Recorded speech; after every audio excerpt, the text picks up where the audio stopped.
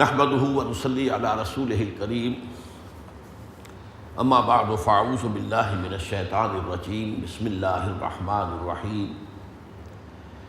اللهم صل على عبدك ونبيك ورسولك وحبيبك وخليلك محمد وبارك وسلم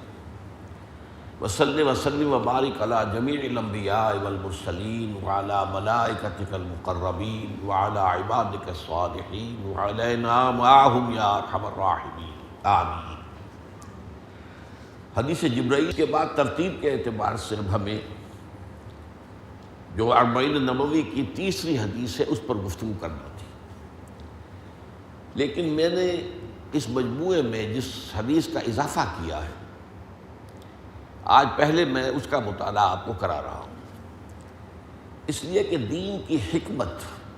اس کی گہرائی میں سمجھنا کہ دین کہتے کسے ہیں، بحیثیت کل دین کیا ہے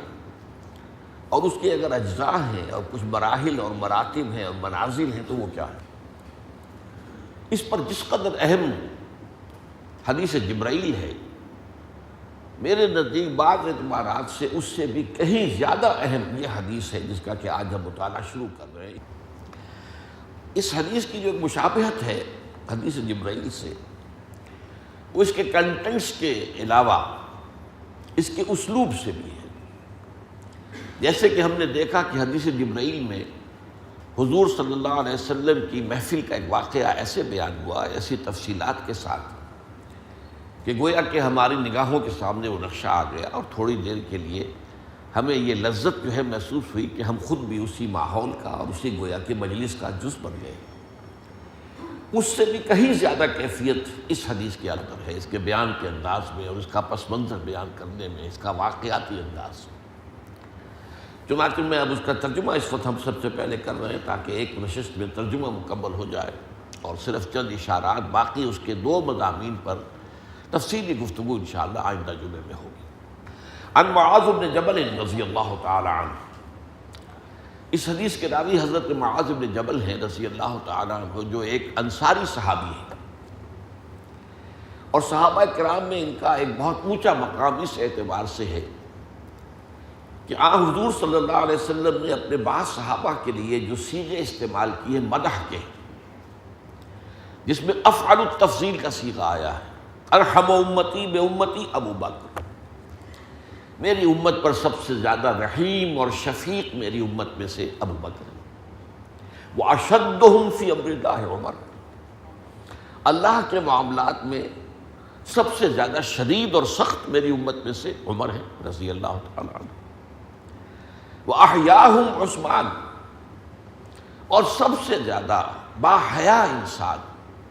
وہ عثمان ہے رضی اللہ تعالی عنہ، وَأَقْوَاهُمْ علی، اور سب سے زیادہ اصابت رائے کے حامل، صحیح فیصلے تک پہنچنے والے وہ علی ہیں رضی اللہ تعالی عنہ۔ اور بھی ہیں بعض حضرات کے بارے میں، اسی میں اسی فہرست میں ایک نامل کا بھی ہے، وَأَعْلَمُهُمْ بِالْحَلَالِ وَالْحَرَامِ مُعَاذُ بْنُ جبل، اور میرے ان صحابہ میں حلال اور حرام کے علم کا سب سے زیادہ جاننے والا معاذ بن جبل ہے۔ یہ در حقیقت فقہائے صحابہ میں ان کا شمار ہے اور ان کا اونچا مقام ہے۔ یمن کا گورنر بنا کر حضور نے انہیں بھیجا تھا، اس وقت جو مکالمہ ہوا تھا وہ اپنی جگہ بہت اہم ہے، لیکن اس وقت نہیں ہے کہ میں اس کو دہراؤں، لیکن بہرحال یہ کہ میں نے چاہا کہ حضرت معاذ بن جبل کی شخصیت کا اجمالی جو ہے تعارف ہو جائے تاکہ آپ کے سامنے ایک عظیم حقیقت آئے۔ اتنی بلند پایا شخصیت کو بھی کیا چیز تھی کہ جو پریشان کر رہی تھی، جس کی وجہ سے کہ انہوں نے 3 الفاظ استعمال کیا، ابھی ہم دیکھیں گے کہ جس نے مجھے بیمار کر دیا ہے، جس نے مجھے جو ہے بہت رنجیدہ کر دیا ہے۔ تو یہ ساری جو مسئلے کیا تھے وہ کیا ہے اور اسے ہم تقابل کریں گے اپنا۔ تو حضرت معاذ بن جبل سے روایت ہے، ان رسول اللہ صلی اللہ علیہ وسلم خرج بالناس قبل غزوۃ تبوک، کہ اللہ کے رسول صلی اللہ علیہ وسلم لوگوں کو لے کر نکلے غزوہ تبوک سے قبل، یعنی یہ تبوک کی طرف جاتے ہوئے سفر کے دوران ایک واقعہ ہے جو پیش آیا۔ اچھا دیکھیے، سفر تبوک حضور کی زندگی کا آخری غزوہ ہے، یہ بھی مشابہت ہے کہ حدیث جبرائیل بھی حضور کی حیات دنیاوی کے بالکل آخری ایام کا واقعہ ہے، اور یہ بھی حضور کی حیات طیبہ، حیات دنیاوی کا گویا کہ آخری دور ہے جس سے متعلق یہ واقعہ ہے۔ فلما ان اصبح، تو جب صبح ہو گئی، اب اس جملے کے پیچھے کیا چیز پوشیدہ ہے کہ اصل میں وہ سفر سارا جو ہے کیا جاتا تھا رات کے وقت، کیونکہ صحرا کا سفر ہے، دن میں شدید گرمی، دھوپ کی طبازت، تو زیادہ سفر جو ہے وہ رات کو بہرحال خنکی ہوتی ہے، دھوپ نہیں ہوتی، لہذا جتنا بھی فاصلہ رات کو طے ہو جائے وہ غنیمت ہے۔ تو ساری رات سفر کرنے کے بعد فلما ان اصبح، جب صبح ہو گئی، فجر طلوع ہو گئی، صلی بالناس صلاۃ الفجر، صلاۃ الصبح، تو حضور نے لوگوں کے ساتھ نماز ادا کی، یعنی آپ نے نماز پڑھائی صحابہ کرام کو فجر کی نماز۔ ثم ان الناس رکبوا، پھر لوگ دوبارہ سوار ہو گئے۔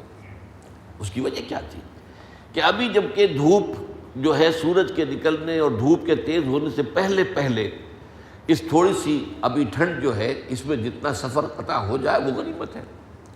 جب تمازت زیادہ ہو جائے گی تب تو سفر ممکن نہیں ہوگا، پھر تو کہیں نہ کہیں جو ہے آرام کرنا پڑے گا اور کچھ جو ہے وقت گزارنا پڑے گا۔ ثم ان الناس رکبوا فلما ان طلعت الشمس نعس الناس فی اثر الدلجہ، تو جب سورج طلوع ہو گیا تو لوگ شب بیداری کے اثرات کے تحت اونگنے لگے۔ ہم میں سے ہر شخص کو تجربہ ہے، جو کیفیت ہوتی ہے صبح کے وقت، اور صبح کو جو وہ نسیم سحری ہوتی ہے وہ تو گویا کہ باقاعدہ تھپکیاں دے دے کر سلاتی ہے، اور یہی وجہ ہے کہ اس وقت انسان اگر مقابلہ کرے اپنی اس طبعی ایک تقاضے کا، تو جو فرمایا گیا ہے کہ فجر کی نماز پڑھ کر ایک انسان اگر اپنے مصلی پر بیٹھا رہے اور اللہ کا ذکر کرے یہاں تک کہ سورج پوری طرح طلوع ہو جائے، تو پھر 2 رکعتیں پڑھ کر جو ہے پھر وہ اپنے گھر کی طرف جائے، تو یہ بہت اونچا مقام ہے۔ وہ جو وقت ہے وہ ایسا ہی ہے کہ انسان کو وہ نیند آتی ہے، خاص طور پر اگر رات بھر جاگے ہو تو۔ فلما ان طلعت الشمس نعس الناس فی اثر الدلجۃ ولزم معاذ رسول اللہ صلی اللہ علیہ وسلم یتلو اثرا، اور حضرت معاذ نے لازم پکڑ لیا اپنے لیے حضور کے ساتھ ساتھ چلنے کو، کہ آپ کہیں علیحدہ نہ ہو جائے، قریب قریب ساتھ چل رہے، یتلو اثرہ، آپ کے نقش قدم کی پیروی کرتے ہوئے۔ والناس تفرقت بہم رکابہم علی جواد الطریق، اور لوگوں کا اکثر کا حال یہ ہو گیا کہ ان کی سواریاں انہیں لے کر راستے کے پوری چوڑائی میں عرض کے اندر پھیل گئی۔ اب یہاں بھی پیش نظر رہے کہ کوئی موٹر وے تو بنی ہوئی نہیں تھی جس کی حدود ہوں کہ اس کے اندر چلنا ہے، یہ تو وادی ہوتی تھی، ادھر بھی پہاڑ ہے ادھر بھی پہاڑ ہے، بیچ میں جو ہے وادی ہے، اور وادی کشادہ ہے۔ اس وادی کے اندر جو اونٹنیاں ہیں جو لے کر چل رہی ہیں اپنے سواروں کو، آگے لفظ آ رہا ہے والناس تفرقت بہم رکابہم علی جواد الطریق تاکل وتسیر، وہ سواریاں جو ہیں وہ اونٹنیاں وہ ادھر ادھر منتشر ہو گئیں، کچھ کھاتی بھی تھی کچھ چلتی بھی تھی۔ اب یہ نقشہ دیکھیے، صحرا ہے، کہیں کہیں کوئی کیکر کا درخت ہے۔ اب ظاہر بات ہے اونٹ کو اللہ میاں نے گردن اتنی دے رکھی ہے لمبی، اسی لیے دے رکھی ہے کہ وہ کیکر کے درخت کے اوپر سے پتے اور کانٹے بھی ہو تو کھاتا ہے۔ تو اب وہ ساتھ ساتھ ناشتہ بھی کرتے جا رہے ہیں اور کچھ چل بھی رہے ہیں۔ یہ گویا کہ اونٹوں کا یا اونٹنیوں کا معاملہ ہو گیا، اور سوار جو ہے وہ چونکہ اونگ رہے تو ظاہر بات ہے کہ ان کا تو کنٹرول ہے نہیں، ان کو آزادی حاصل ہے۔ ترتعو و تسیر، وہ کچھ کھاتے پیتے بھی ہیں، چر بھی لیتی ہیں اور چلتی بھی ہیں۔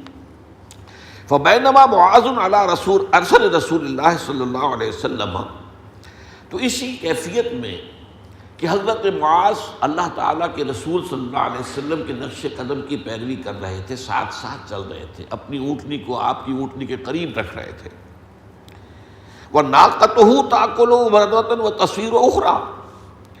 اور خود حضور کی اونٹنی کا حال بھی یہی تھا کہ ادھر ادھر چلتی بھی تھی چلتی بھی تھی، کچھ ادھر منہ مار لیا ادھر منہ مار لیا، کچھ جو ہے وہ ناشتہ جس کو میں کہہ رہا ہوں ناشتہ بھی کر لیا تو چلتی بھی رہی۔ اکثرت ناقۃ معاذ، کہ اچانک حضرت معاذ کی اونٹنی جو ہے اس نے ٹھوکر کھائی، کسی چیز سے ٹھوکر لگی۔ فَقَبَحَهَا بِالزَّمَامِ، تو حضرت معاذ نے اس کی لگام کھینچ کر اسے سنبھالنے کی کوشش کی، فحبت، تو وہ بدک گئی۔ اب یہ اونٹ کا اونٹنی کا معاملہ بالکل نقشہ جیسے کہ ایک واقعہ ہماری نگاہوں کے سامنے، ایک سین جو ہے وہ چل رہا ہے، وہ آپ کے سامنے نقشہ آ رہا ہے۔ حتیٰ نفرت منہا ناقۃ رسول اللہ صلی اللہ علیہ وسلم، اب چونکہ یہ دونوں اونٹنیاں قریب قریب تھیں، حضرت معاذ کی اونٹنی حضور کی اونٹنی کے ساتھ ساتھ چل رہی تھی، تو جب یہ حضرت معاذ کی اونٹنی بدکی تو حضور کی اونٹنی بھی بدک گئی، وہ بھی بدک گئی کہ یہ کیا معاملہ ہوا، کیا حادثہ ہوا، یہ پچھلی والی اونٹنی جو ہے یہ کیوں بدک گئی ہے۔ ثم ان رسول اللہ صلی اللہ علیہ وسلم کشف عنہ قلاعہ، اس پر حضور صلی اللہ علیہ وسلم نے اپنے پردہ ذرا ہٹا کر، ہودج کے اندر تھے نا حضور، اونٹ کے اوپر ہودج کسا ہوا ہے، اس کے اندر حضور جو ہے وہ استراحت فرما رہے ہیں یا بیٹھے ہوئے ہیں، لیکن یہ ہے کہ جب یہ اونٹنی آپ کی بدکی تو آپ نے اپنا ہودج کا جو ہے وہ پردہ ہٹایا، قلاعہ فالتفت، پھر آپ نے ادھر ادھر دیکھا، فَإِذَا لَيْسَ مِنَ الْجَيْشِ رَجُلٌ أَدْنَىٰ إِلَيْهِ مِنْ مُعَاذٍ، تو آپ نے یہ دیکھا کہ معاذ سے زیادہ کوئی بھی آپ کے قریب تر نہیں ہے پورے لشکر میں سے، پورا لشکر تو منتشر ہو گیا، کوئی ادھر ہے کوئی ادھر ہے، کوئی ادھر اونٹنی چل رہی ہے کوئی ادھر چل رہی ہے، پورے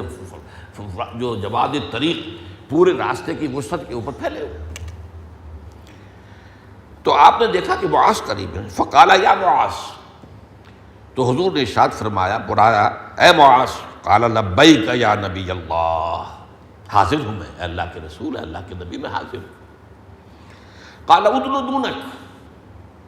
حضور نے فرمایا اور قریب آ جاؤ، اور قریب آ جاؤ۔ فدنا منہ، تو حضرت معاذ اور قریب ہو گئے، اپنی اونٹنی کو لے کر اور قریب آ گئے، حتیٰ لصقت راحلتہما احداہما بالاخری، یہاں تک کہ دونوں کی سواریاں ایک دوسرے کے ساتھ مس کرنے لگی، حضور کی اونٹنی اور حضرت معاذ کی اونٹنی جو ہے وہ ایک دوسرے کے ساتھ وہ رگڑ کھا رہی ہے، لصقت۔ فقال رسول اللہ صلی اللہ علیہ وسلم ما كنت احسب الناس منا كمكانهم من البعد، ہمیں تو یہ گمان نہیں ہو سکتا تھا کہ لوگ ہم سے اتنے فاصلے پر ہیں۔ اب اس جملے کے پیچھے کیا چیز مخفی ہے؟ حضور صلی اللہ علیہ وسلم کی ایک حیثیت ہے، حضور مسلمانوں کے سپہ سالار ہیں، اللہ کے نبی ہیں، ان کو اکیلا چھوڑ دینا یہ تو حکمت اور مصلحت کے خلاف ہے، ہر وقت آپ کے ساتھ پہرا ہونا چاہیے۔ چنانچہ واپسی پر ایسا واقعہ ہوا بھی ہے،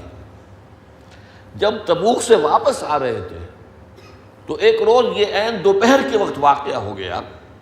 کہ جب دھوپ تیز ہو گئی تو سارا لشکر جو ہے ادھر ادھر تتر بتر ہو گیا، جہاں جسے کوئی سایہ نظر آیا وہاں وہ چلا گیا تاکہ قیلولہ کر لے، آرام کر لے۔ تو حضور نے بھی اسی طرح ایک جو بھی درخت تھا اس کے سائے میں جگہ بنائی، اپنی تلوار جو ہے اس کی ٹہنی سے ٹانگ دی اور اس کے سائے میں آپ استراحت کرنے کے لیے لیٹ گئے، اور کوئی آس پاس تھا نہیں۔ اتنے میں ایک کافر کا، مشرک کا وہاں سے گزر ہو گیا، اسے تو اب اور کیا چاہیے تھا، اس سے بڑا گولڈن چانس، اس نے حضور ہی کی تلوار جو ہے کھینچی میان میں سے، اور اس سے حضور کی آنکھ کھلی تو دیکھا کہ سر پر کھڑا ہوا ہے وہ کافر اور تلوار سوتے ہوئے، اور اس نے یہ کہا، اے محمد اب مجھے بتاؤ تمہیں کون مجھ سے بچا سکتا ہے، صلی اللہ علیہ وسلم۔ آپ نے فرمایا اللہ بچا سکتا، اگرچہ حالات بالکل ناموافق ہیں، میں لیٹا ہوا ہوں، تم کھڑے ہو، میں غیر مسلح ہوں، تمہارے ہاتھ میں تلوار ہے، حالات اور واقعات اور مادی جو اسباب ہے وہ تو سارے تمہارے ہاتھ میں ہے بظاہر، لیکن اصل مسبب الاسباب تو اللہ ہے۔ حضور کی زبان مبارک سے یہ اللہ کا لفظ ایسے نکلا کہ اس پر کپ کپی تاری ہو گئی، تلوار چھوٹ گئی اس کے ہاتھ سے۔ اب حضور نے اٹھائی، فرمایا اب تم بتاؤ تمہیں کون بچائے گا مجھ سے۔ اس نے ہاتھ جوڑ دیے، کریم ابن کریم، آپ تو ایک نہایت شریف انسان ہیں اور ایک نہایت شریف انسان کے بیٹے ہیں۔ یہ گویا کہ خوشامد کے آخری کلمات ہو سکتے تھے جو اس کافر اور مشرک نے کہے۔ کریم کا لفظ عربی زبان میں بہت اونچا ہے، بہت اونچا، کریم، بہت ہی یوں سمجھیے صاحب مروت اور صاحب شرافت، اور جو سخی بھی ہو، یہ ساری چیزیں کریم کے لفظ میں آ جاتی ہیں۔ اور اسی کا پھر افضل و تفضیل اکرم، اسی لیے ہم استعمال کرتے ہیں نبی اکرم صلی اللہ علیہ وسلم۔ بہرحال اس نے جب کہا کریم ابن کریم، آپ تو خود کریم ہیں اور آپ ایک کریم انسان کے بیٹے، آپ نے سنا ٹھیک ہے میں تمہیں چھوڑ دیتا ہوں، تم جاؤ، لیکن ایک وعدہ کرو، مسلمانوں کے خلاف کبھی جنگ میں شریک نہیں ہوگا۔ آپ نے یہ نہیں کہا ایمان لاؤ، یہ تو گویا کہ ایک جبری ایمان ہو جاتا، فرمایا کہ کبھی بھی مسلمانوں کے خلاف کسی جنگ میں شریک نہیں ہوگا۔ اس نے کہا میں وعدہ کرتا ہوں، اور جا کر پھر اس نے لوگوں سے کہا جئتکم من اکرم الناس، وہ لفظ اکرم استعمال کیا اس نے، میں تمہارے پاس اس وقت شریف ترین انسان کے پاس سے آ رہا ہوں۔ تو یہ واقعہ میں نے آپ کو اس لیے بتا دیا اضافی طور پر کہ فی الواقع یہ کیفیت جو ہے غزوہ تبوک ہی سے واپسی کے سفر کے دوران ہو گئی۔ تو حضور نے اس پر ذرا حیرت کا اظہار کیا کہ یہ لشکر والے جو ہیں ساتھی، انہیں یہ احساس کرنا چاہیے تھا کہ حضور کے ارد گرد جو ہے وہ کچھ نہ کچھ لوگ رہتے۔ تو آپ نے فرمایا ما کنت احسب الناس منا کمکانہ من البعد،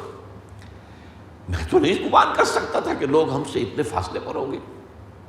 فقال معاذ، اب معاذ نے کیا کہا رضی اللہ تعالیٰ، یہ ہمارے لیے سبق ہے۔ یہ وقت ہوتا ہے نمبر بنانے کا، جسے ہم کہتے ہیں عام زبان میں، ہاں جی لوگوں کی آپ برائی کریں، ہاں جی لوگوں کو احساس ہی نہیں ہے، لوگوں کو خیال ہی نہیں ہے، لوگ جو ہے وہ سوچتے ہی نہیں ہیں، اور گویا کہ اپنی اس میں خود بخود بڑھائی آ جاتی ہے کہ دیکھیے میں تو بالکل آپ کے ساتھ چمٹا ہوا ہوں، میں نے اپنے آپ کو آپ کے ساتھ جوڑا ہوا ہے۔ تو یہ عام زبان میں نے استعمال کی ہے، لوگ کے نمبر بنانا، یہ اس کا وقت ہوتا ہے اگر طبیعت کے اندر ظرف میں کمی۔ لیکن یہ معاذ بن جبل ہے رضی اللہ تعالیٰ، یہ معذرت پیش کر رہے ہیں، یا نبی اللہ ہے، اے اللہ کے نبی، نعس الناس فتفرقت بہم رکابہم ترتع وتسیر، حضور لوگ اونگ گئے ہیں اور اسی وجہ سے ان کی سواریاں چلتی بھی ہیں، کچھ چر لیتی ہیں، چر چگ لیتی ہیں، کچھ کھا لیتی ہیں۔ تو یہ گویا کہ یہ سبب ہے، اونگنے کی وجہ سے یہ جو ہے غفلت طاری ہو گئی ہے۔ اب دیکھیے حضور کا قول کیا ہے، فقال رسول اللہ صلی اللہ علیہ وسلم وانا كنت ناعسا، میں بھی اونگ رہا تھا۔ اب یہاں حضور نے اپنے آپ کو کوئی سپر ہیومن پیش نہیں کیا، یہ خاص مقام ہے نوٹ کرنے کا، ہاں میں بھی اونگ رہا تھا، یعنی اس میں وہ معذرت بھی قبول ہو گئی سب کی طرف سے، حضرت معاذ نے جو پیش کی، اور آپ نے اپنی بات بھی بتا دی کہ ٹھیک ہے یہ بشری تقاضے ہیں، بشری تقاضوں میں تو میں بھی ساتھ ان تو ناعسا، میں بھی اونگ رہا تھا۔ یہ بہت اہم مقام ہے، اگرچہ اس مسئلے پر تو علیحدہ سے گفتگو کی ضرورت ہے کہ دو انتہائیں ہمارے ہاں ہیں۔ ایک انتہا یہ ہے کہ حضور کی ایک جو شان ہے امتیازی، اس کو بڑھاتے بڑھاتے بڑھاتے بڑھاتے بڑھاتے اللہ کے برابر بلکہ اللہ سے بھی اونچا کر دیں۔ ایک انتہا یہ کہ گھٹاتے گھٹاتے گھٹاتے گھٹاتے اپنے جیسا انسان سمجھ لیں۔ اب قرآن مجید میں یہ الفاظ تو آئے ہیں کہ نبی ان سے کہہ دیجئے کہ میں تو تمہاری طرح کا ایک بشر ہوں، انما انا بشر مثلکم، میں تمہاری ہی طرح کا بشر ہوں۔ تو ٹھیک ہے، ایک اعتبار سے تو آپ ہماری طرح کے بشر تھے، اسی گوشت پوشت کے بنے ہوئے تھے، یہی اس طرح کا خون آپ کے جسم میں دوڑتا تھا، آپ کو بھوک بھی لگتی تھی، آپ کو پیاس بھی لگتی تھی، آپ کو اگر زخم لگا ہے تو خون ہی اس میں سے پھر بہا ہے، کوئی اور شے تو نہیں نکلی ہے۔ تو معلوم ہوا کہ عام جو بشریت تقاضے ہیں یہ سب کے سب آپ کے ساتھ تھے، لیکن ساتھ ہی حضور خود فرماتے ہیں ایکم مثلی۔ جب حضور نے روکا کہ اس کو ہم کہتے ہیں صوم وصال، کہ آج جو روزہ رکھا شام کو افطار نہیں کیا، وہی روزہ رات بھر آگے چلتا رہا، پھر اگلے دن پورا چلا اور اگلے دن شام کو روزہ افطار کیا، تو یہ 2 دن کا یوم وصال ہو گیا، صوم وصال ہو گیا، 2 دن کا روزہ۔ 3 دن کا بھی رکھتے تھے حضور، لیکن صحابہ کو منع کرتے تھے سختی سے۔ تو کسی نے ہمت کر کے پوچھ لیا حضور سے کہ حضور آپ صوم وصال رکھتے ہیں اور ہمیں روکتے ہیں۔ یہاں فرمایا ایکم مثلی،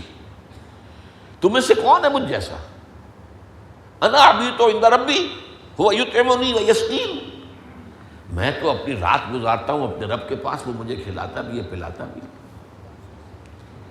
اب یہاں دیکھیں 2 چیزوں کے مابین ہمیں رہنا ہوگا، ایک یہ ہے ہم جیسے بشر تو ہیں لیکن بالکل ہم جیسے بشر نہیں ہیں۔ یہ انتہا جو ہے یہ در حقیقت یہ بالکل دوسری طرف لے جانے والی، البتہ یہ کہ عبد تو ہیں، عبد رہیں گے، العبد عبد وَإِن ترقى، بندہ بندہ ہی رہے گا چاہے ساتویں آسمان پر پہنچ گئے صلی اللہ علیہ وسلم، وَرَبُّ رَبٌّ وَإِن تنزل، رب رب ہی رہتا ہے چاہے پہلے آسمان پر ہر شب کو آخری حصے میں پہلے آسمان پہ آ جاتا ہے، لیکن وہ تو رب ہی رہے گا، رب رب رہے گا، العبد عبد وَإِن ترقى وَرَبُّ رَبٌّ وَإِن تنزل، رب رب ہی ہے چاہے کتنا ہی نزول فرما لے، اور عبد عبد ہی ہے چاہے کتنا ہی عروج حاصل کر لے۔ شب معراج میں ساتویں آسمان پر پہنچ گئے۔ بہرحال تو مثلکم اور ایکم مثلی، قل انما انا بشر مثلکم، یہ بھی اپنی جگہ صحیح، لیکن ایکم مثلی، کون ہے تم میں سے مجھ جیسا، وہ بھی بات۔ تو یہاں حضور نے اس اپنی جو طبع بشری ہے اس کا تقاضا بیان کیا کہ وانا کنت ناعسا فلما رأى معاذ بشرى رسول اللہ صلی اللہ علیہ وسلم الیہ وخلوتہ قال له، جب حضرت معاذ نے دیکھا کہ اس وقت حضور مجھ سے خوش ہیں، ظاہر بات ہے کہ تمام فوج میں سے 30,000 کا لشکر تھا، یہ ایک ہی شخص ہے جو میرے ساتھ جڑا ہوا ہے،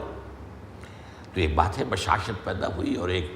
ان کے لیے ایک اچھے حضور کے قلب مبارک میں جذبات پیدا ہوئے، محبت کا ایک عنصر پیدا ہوا۔ تو جب دیکھا حضور کا صلی اللہ علیہ وسلم کہ آپ ان سے خوش ہیں اس وقت، اور دیکھا کہ خلوت بھی ہے، اب اس وقت اور کوئی بھی نہیں ہے، قال یا رسول اللہ ہے، انہوں نے عرض کیا اے اللہ کے رسول، اذن لی، مجھے اجازت دیجئے، اسألک عن کلمۃ، کہ میں آپ سے ایک ایسی بات پوچھوں، اب 3 الفاظ نوٹ کیجئے گا، قد امرضتنی واسقمتنی واحزنتنی، ایسی بات جس نے مجھے مریض بنا کے رکھ دیا ہے، میں اس کی فکر کے اندر گھلا جا رہا ہوں، اور مجھے جو ہے سقیم کر دیا، یہ بھی اسی کے معنی میں بیمار کر دیا، واحزنتنی، مجھے شدید حزن سے دوچار کر دیا، شدید فکر اور غم سے۔ تو اذن لی ان اسألک عن کلمۃ قد امرضتنی واسقمتنی واحزنتنی، فقال نبی اللہ سلنی عما شئت، تو حضور نے ارشاد فرمایا سو پوچھو جو چاہو۔ اب اس وقت تو چونکہ دریائے سخاوت جوش میں ہے، اور طبیعت کی جو کیفیت ہے، جو بشاشت ہے، اس میں آپ نے ایسا کھلا لائسنس دیا، سلنی عما شئت، جو چاہتے ہو پوچھو۔ فقال یا نبی اللہ، یہ ہے وہ نقطہ جس کی طرف میں نے ابتدا میں توجہ دلائی تھی، ذرا تقابل کیجئے گا اپنا اور ان کا۔ فقال یا نبی اللہ حدثنی بعمل یدخلنی الجنہ لا اسألک عن شیء غیرہا، اے اللہ کے نبی مجھے وہ عمل بتا دیجئے جو مجھے جنت میں داخل کر دے، اس کے سوا اور کوئی بات مجھے آپ سے نہیں پوچھنی۔ صحابی رسول ہیں، انہیں یہ گارنٹی نہیں سمجھتے کہ ہم تو صحابی رسول ہیں تو ہماری تو گارنٹی ہے، جنت میں جائیں گے سیدھے، ریزرویشن ہوئی ہوئی ہے، یہ تو نہیں سمجھتے۔ صحابہ میں سے فقہائے صحابہ میں شمار ہے، عالمہم بالحلال والحرام معاذ بن جبل کی سند سرٹیفکیٹ محمد رسول اللہ سے مل چکی ہے، لیکن وہ محاسبہ اخروی اور جو اخروی قانون مجازات ہے اللہ کا بدلے کا، اس کی طرف سے مطمئن نہیں ہے کہ نچنت بیٹھے ہوں کہ ہمیں کیا پرواہ ہے، ہمیں تو کوئی فکر ہی نہیں، ہمیں تو کوئی سوچنے کی ضرورت ہی نہیں، ہم تو سیدھے جائیں گے جنت میں۔ یا نبی اللہ حدثنی بعمل یدخلنی الجنہ لا اسألک عن شیء غیرہ، قال نبی اللہ صلی اللہ علیہ وسلم بخن بخن، حضور نے فرمایا بہت خوب بہت خوب، یہ گویا کہ کلمہ ہے تحسین کا، بہت عمدہ بہت عمدہ، تم نے بہت اچھی پوچھی بات، بخن بخن، لقد سألت بعظیم لقد سألت بعظیم ثلاثا، تم نے بڑی بات پوچھی ہے معاذ، تم نے بہت بڑا سوال کیا ہے معاذ، 3 مرتبہ حضور نے فرمایا، تحسین توثیق، واقعتاً سوچنے کی بات یہی ہے۔ اسی کو حضور نے فرمایا ہے من جعل همه ہما واحدا ہم الآخرۃ کفى اللہ جمیع همومہ فی الدنیا، جس شخص نے اپنے تمام تفکرات کو ایک فکر کے اندر گم کر دیا اور وہ آخرت کا فکر، تو دنیا کے سارے تفکرات کے ضمن میں اللہ اسے کفایت کرے گا، اس کے سارے مسائل اللہ حل کر دے گا۔ تم اللہ کے بن جاؤ، اللہ تمہارا بن جائے گا۔ جب اللہ تمہارا بن جائے گا پھر تمہیں کسی فکر کی ضرورت رہے گی، بنو تو صحیح اللہ کی۔ تو آپ نے فرمایا بخن بخن لقد سألت بعظیم لقد سألت بعظیم لقد سألت بعظیم ثلاث وإنه ليسير على من أراد الله به الخير، اور یہ بات آسان ہے اس شخص کے لیے جس کے لیے اللہ نے خیر کا ارادہ کر لیا ہو۔ یعنی اے معاذ، تمہارے دل میں اگر یہ سوال پیدا ہوا ہے تو یہ بھی اللہ تعالیٰ کی طرف سے گویا کہ تمہارے لیے سند ہے کہ اللہ نے تمہارے لیے خیر کا ارادہ فرمایا، کہ یہ دھن تمہیں لگی، یہ فکر دامنگیر ہوئی، یہ سوچ ہے جو تمہیں لاحق ہے۔ فلم يحدثه بشيء الا قاله ثلاث مرات، تو حضور نے کوئی بات حضرت معاذ سے نہیں فرمائی مگر یہ کہ اسے 3 مرتبہ دہرایا، حرصا لکیما یتقنہ عنہ، اس خواہش کے تحت کہ وہ حضرت معاذ اسے اچھی طرح یاد کر لے، حضور کی طرف سے اس بات کو دوسروں تک پہنچانے کے لیے اس کا ایک ایک لفظ جو ہے کوئی بھی ادھر سے ادھر نہ ہو، بلکہ حضور کی بات جوں کی توں لوگوں تک پہنچ جائے معاذ کے ذریعے سے۔ تو آپ نے ہر بات کو 3 مرتبہ دوہرا کر کہا۔ اب اس کا جواب دیا حضور نے، فقال نبی اللہ صلی اللہ علیہ وسلم، یہ ہے یہاں ایک جملے میں کل دین کی جامع تعبیر آئی ہے۔ آگے چل کر حضور اسی دین کے 3 حصے کر کے دکھائیں گے، اور اس اعتبار سے وہ پھر حدیث جبرائیل کے ساتھ اس کا موضوع جو ہے وہ جڑ جائے گا۔ وہاں 3 مرتبے اسلام، ایمان، احسان، اور یہاں کیا آئے گا وہ آپ دیکھیں گے بعد میں۔ تو حضور نے فرمایا صلی اللہ علیہ وسلم، تؤمن باللہ والیوم الآخر، اے معاذ ایمان رکھو پختہ اللہ پر اور یوم آخر پر،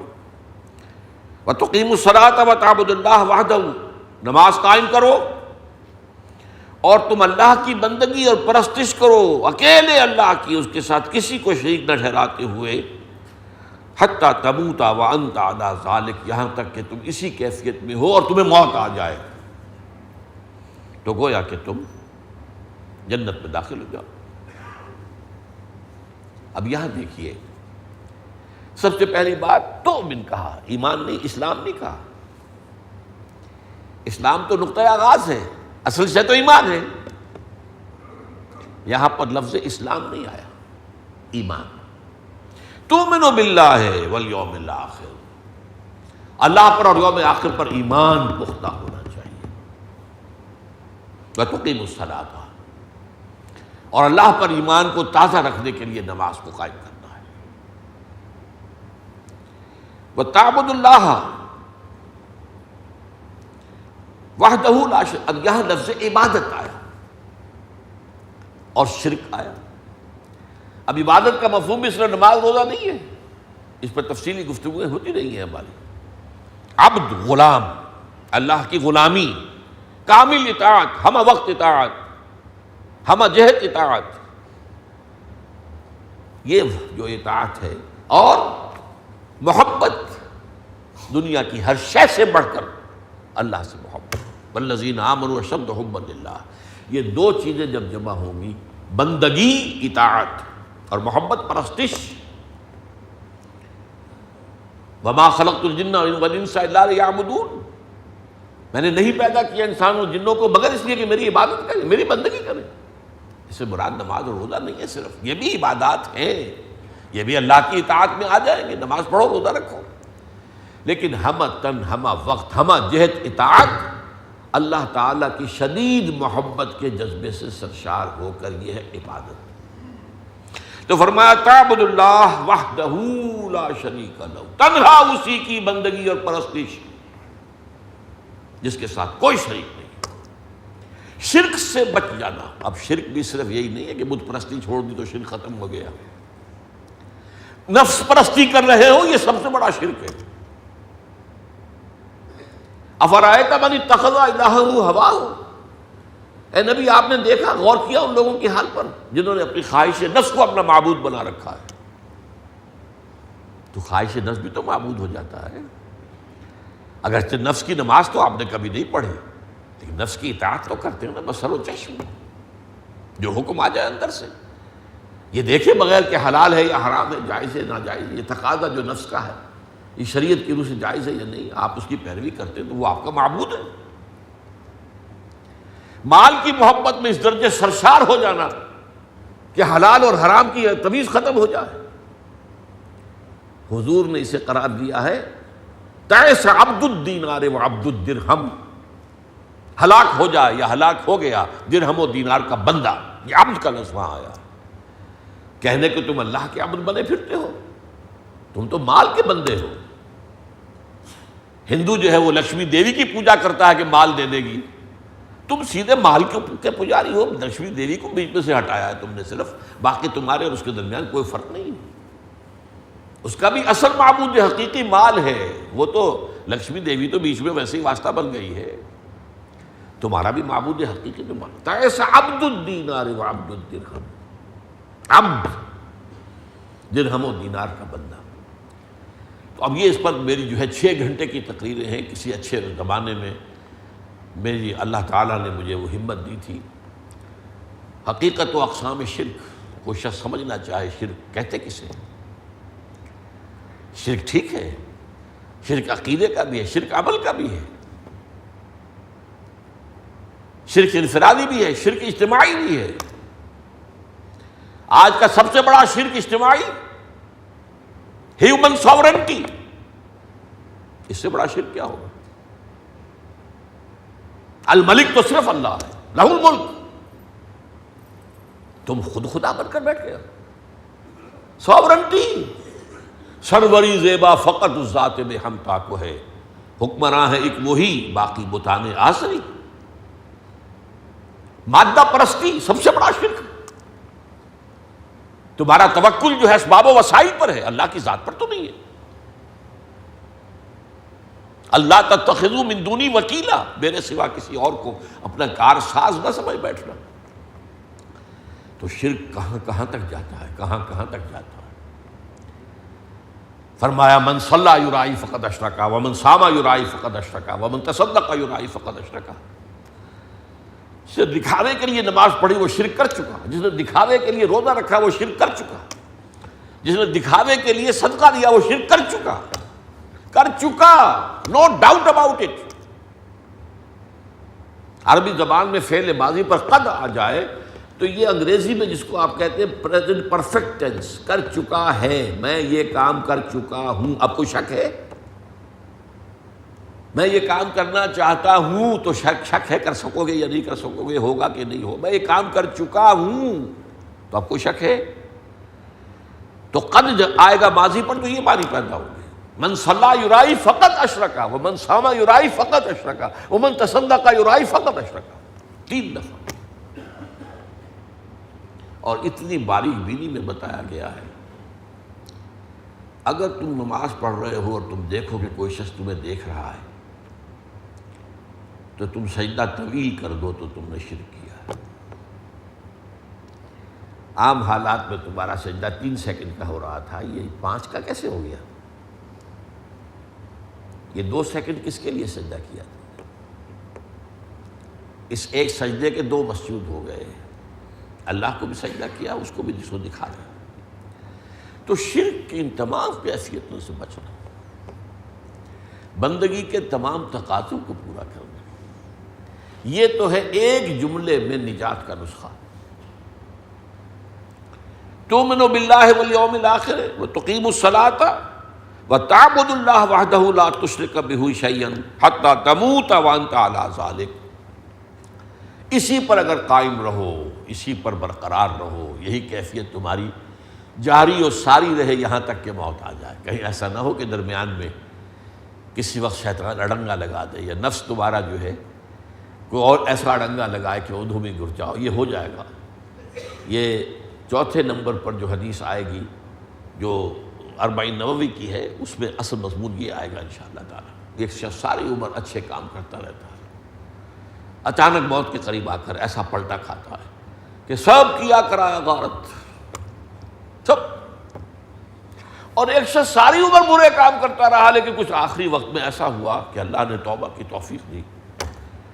اور توبہ قبول ہو گئی اور جنت میں چلا گیا۔ یہ ہو سکتا،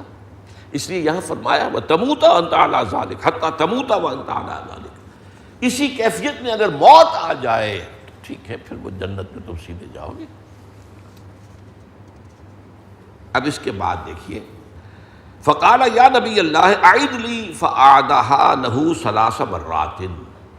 یہ جواب جو حضور نے دیا تو حضرت معاذ نے عرض کیا حضور ذرا دوبارہ فرما دیجیے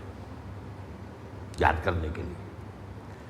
تو حضور نے 3 مرتبہ دہرا کر وہ بات کہی، یہ پہلے بھی آ چکا ہے، اور یہاں پر خاص طور پر حضرت معاذ کی درخواست پر کہ میرے لیے اعادہ فرما دیں، ذرا اس بات کو دہرا دیں، تو آپ نے 3 مرتبہ دہرایا۔ اب آپ نے فرمایا ثم قال نبی اللہ صلی اللہ علیہ وسلم، اس کے بعد فرمایا نبی اکرم صلی اللہ علیہ وسلم ان شئت حدثتک یا معاذ، اگر تم چاہو اے معاذ تو میں تمہیں بتاؤں۔ اب یہاں دیکھیے، میں اس کے لیے لفظ استعمال کیا کرتا ہوں، دریائے سخاوت جوش میں آیا ہوا ہے اس وقت۔ جیسے پہلے کہا تھا سلنی عما شئت، جو چاہو پوچھو، کھلی چھٹی، یہاں اب ہے کہ نہیں، اس سے آگے بھی اگر تم چاہو، ان شئت حدثتک یا معاذ، اب یہاں گنیے براس ھذا الامر وذروۃ السلام منہ، اگر اے معاذ تم چاہو تو میں تمہیں یہ بھی بتاؤں کہ یہ جو ہمارا امر ہے، ہمارا دین ہے، اس کی جڑ کیا ہے اور اس کی چوٹی کیا ہے۔ اب یہ حکمت دین کا گویا کہ موضوع شروع ہوا کہ دین کے اجزاء، دین کے مختلف جو ہیں مقامات کہہ لیجئے، اسلام، ایمان، احسان، جہاں وہ کس معنی میں آئیں گے وہ سامنے آپ کے آ جائے گا۔ تو حضور نے سوال کیا اگر چاہو، دیکھو بعد اگر چاہو تو میں تمہیں یہ بھی بتا دوں کہ ہمارے اس معاملے کی جڑ کیا ہے، بنیاد کیا ہے۔ اور ذروہ کہتے ہیں، ذروہ یہ چوٹی کو کہتے ہیں، ذروہ بن، اس کا ذروہ کیا ہے۔ فقال بے ابی و امی انت یا نبی اللہ فحدثنی، حضرت معاذ نے عرض کیا میرے ماں باپ آپ پر قربان، حضور ضرور فرمائیے، انہیں اور کیا چاہیے تھا۔ یہ تو یوں سمجھیے کہ جو بونس مل رہا ہے، جو کچھ پوچھا تھا اس سے آگے کی بات سامنے آ رہی ہے۔ فقال بے ابی و امی انت یا نبی اللہ فحدثنی، فقال نبی اللہ صلی اللہ علیہ وسلم، اب گنتی کیجئے،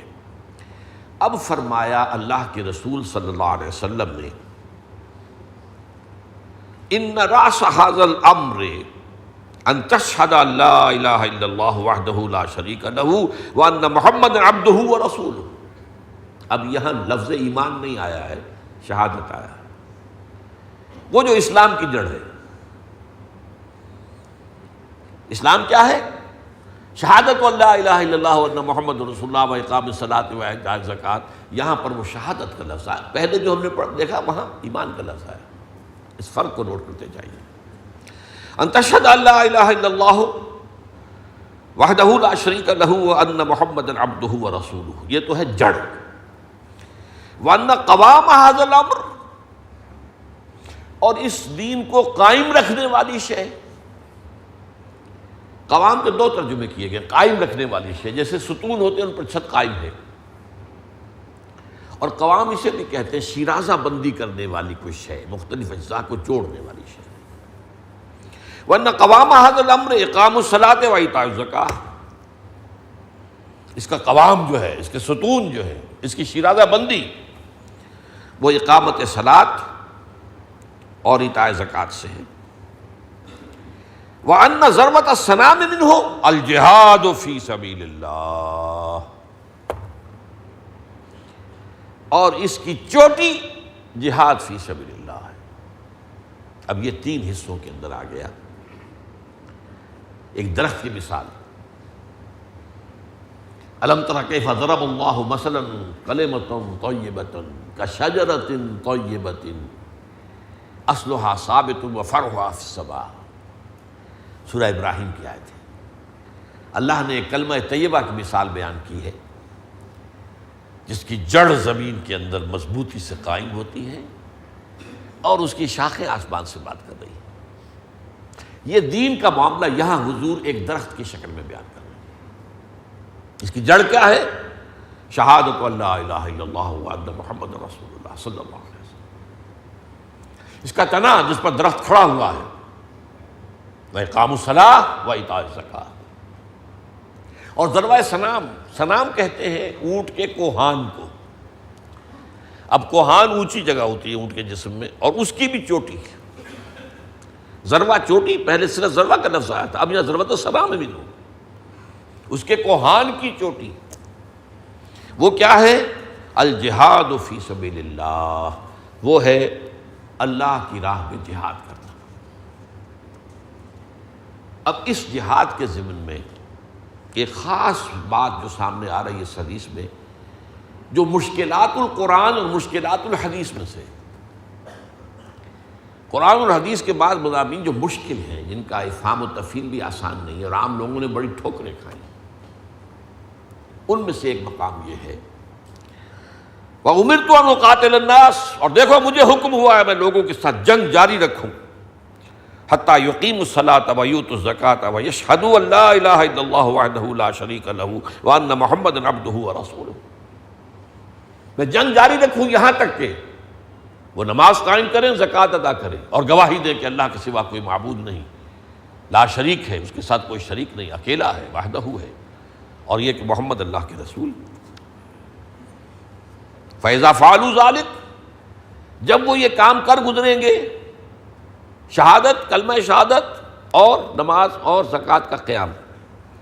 فقد اعتصموا وعصموا دماءهم واموالهم الا بحقها، تو پھر وہ محفوظ ہو گئے اور انہوں نے اپنے جان اور مال محفوظ کر لیے سوائے اس کے کہ اس پر کوئی حق شرعی واقع ہو جائے۔ یعنی ایک مسلمان ہونے کے لیے تو یہ باتیں کافی ہیں، اب اگر فرض کیجئے وہ چوری کرتا تو ہاتھ کٹے گا، یہ دوسری بات ہے، الا بحقها، شریعت کا کوئی حکم نافذ ہو جائے، زنا کرے گا شادی شدہ رہ کیا جائے گا، لیکن نہیں تو وہ امان اس سے حاصل ہو گئی۔ اچھا، یہ معاملہ عام نہیں ہے، یہ نوٹ کر لیجئے، یہ خاص مشرکین عرب کے لیے معاملہ تھا۔ سورہ توبہ کی ابتدائی 6 آیات بہت مشکل مقامات میں سے ہیں قرآن مجید کی، ان کے مفہوم کو بہت کم لوگوں نے صحیح سمجھا، اس سے ایک مغالطہ بہت بڑا پیدا ہوتا ہے اور دوسرے لوگوں کو اعتراض کرنے کا موقع ملتا ہے اسی مغالطے کی وجہ سے، کہ یہاں تو حکم دے دیا گیا تھا یا ایمان لاؤ یا قتل کر دیے جاؤ گے، تو تلوار کے ذریعے سے اسلام پھیلا۔ نہیں، یہ بات نہیں، یہ خاص معاملہ تھا بنی اسماعیل کا، امیین کا، جن میں سے حضور تھے، جن کی طرف حضور کی اصل بعثت ہوئی۔ اگر وہ ایمان نہیں لائیں گے تو اللہ کے عذاب کے مستحق ہوں گے، جیسے حضرت نوح کی قوم ختم کی گئی، حضرت صالح کی قوم ختم کی گئی۔ جس قوم کی طرف معین طور پر کسی رسول کو بھیج دیا جائے اور وہ دعوت و تبلیغ کے ذریعے سے اطمینان حجت کر دے پھر بھی نہ مانے تو وہ قوم ہلاک کر دی جاتی تھی۔ قرآن کے اندر اس کے واقعات موجود ہیں، قوم نوح، قوم ہود، قوم صالح، قوم لوط، قوم شعیب، آل فرعون، کیا ہوا؟ یہ خاص معاملہ تھا ان کے لیے کہ وہ اگر، اس لیے سورہ توبہ کی ان آیات میں ہے، انہیں مہلت دی گئی تھی، 4 مہینے کی مہلت دی گئی تھی، اس کے اندر یا ایمان لیا اور یا بہت سے لوگ پھر عرب چھوڑ کر چلے گئے، ورنہ یہ کہ ان کا قتل عام ہو جاتا، اگرچہ بالفعل اس کی نوبت نہیں آئی، سب ایمان لیا یا چلے گئے چھوڑ کر ملک۔ تو یہ بات جو ہے بڑی اہم ہے سمجھنے کی، یہ عام نہیں ہے، یہ بات یہ اس خاص پس منظر میں ہو رہی ہے کہ اب جب کہ میری بعثت کا مقصد پورا ہو چکا، اتمام حجت ہو چکا، اب یہ خاص طور پر امیین جو ہیں عرب کے، جن میں سے میں خود بھی ہوں، جن کی طرف مجھے بھیجا گیا، هو الذی بعث فی الامیین رسولا منہم، میں انہی میں سے ہوں اور ان کی طرف بھیجا گیا ہوں، تو ان کے لیے ایک خاص بات تھی کہ امرت ان اقاتل الناس حتی یقیموا الصلاۃ ویؤتوا الزکاۃ ویشہدوا ان لا الہ الا اللہ وحدہ لا شریک لہ وان محمدا عبدہ ورسولہ فاذا فعلوا ذلک فقد اعتصموا وعصموا من دماءهم واموالهم الا بحقها وحسابهم على اللہ۔ باقی کوئی شخص دل سے ایمان لا رہا ہے یا یوں ہی جان بچانے کے لیے ایمان لا رہا ہے، یہ اللہ جانے اور وہ جانے۔ میرے ہاں اس کا کوئی اب جو ہے اس کا اسلام جو ہے وہ قبول کر لیا جائے گا، یہ ہم اس سے پہلے پڑھ چکے ہیں بڑی تفصیل کے ساتھ۔ ہم یہ نہیں کہہ سکتے جان بچانے کے لیے تم نے تو ہیلا کیا ہے۔ ابھی یہ آگے چل رہی ہے لیکن وقت ہمارا ختم ہو گیا ہے، آج اسی پر اکتفا کر رہا ہوں۔ تھوڑا سا حصہ جو ہے اس کا وہ باقی رہ گیا ہے، لیکن انشاءاللہ تعالیٰ اس پر تفصیل سے گفتگو ہوگی۔ یہ جیسا کہ میں نے عرض کیا کہ مشکلات القرآن اور مشکلات الحدیث میں سے ایک بہت اہم مسئلہ ہے جس کے بارے میں تفصیل سے وضاحت کی ضرورت ہے۔ اللہ تعالیٰ ہمیں اپنے دین کا فہم اور تفقہ عطا فرمائے اور اس کے عملی تقاضوں کو پورا کرنے کی توفیق عطا فرمائے۔ بارک اللہ لی و لکم فی القرآن العظیم و نفعنی و ایاکم بالآیات والذکر الحکیم۔